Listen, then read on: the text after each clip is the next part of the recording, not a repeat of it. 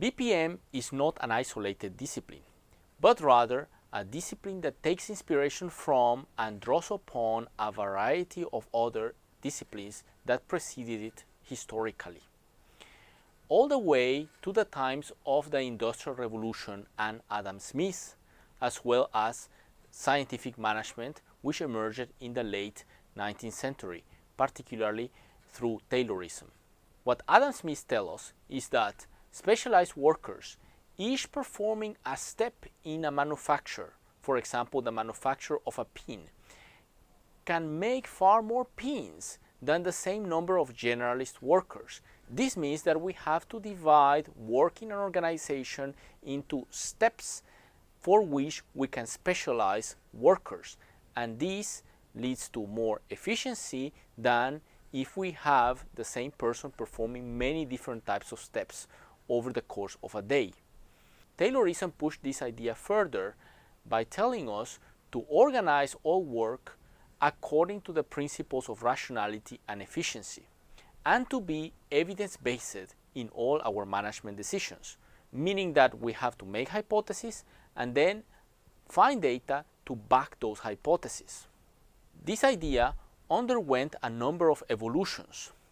all the way to the emergence of industrial engineering in the first half of the 20th century. In the second half of the century,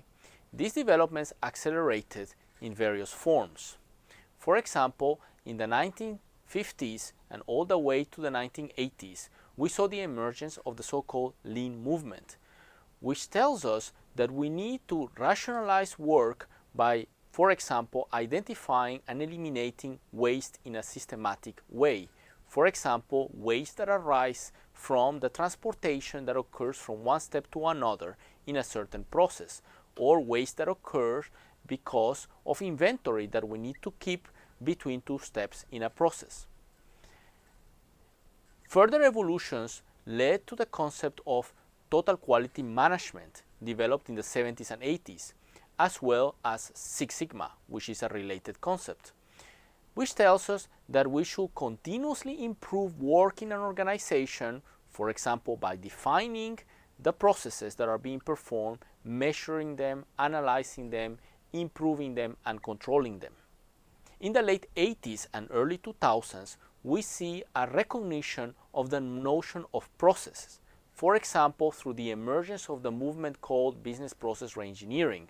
which tells us to manage every process according to a certain life cycle. That includes identifying the existing process and trying to find ways of improving it on a continuous basis.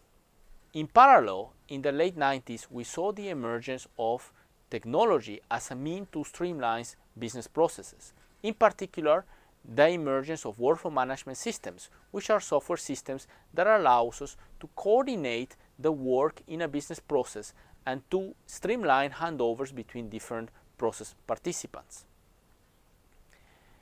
Business process management emerged as an explicit notion in the late 1990s and early 2000s,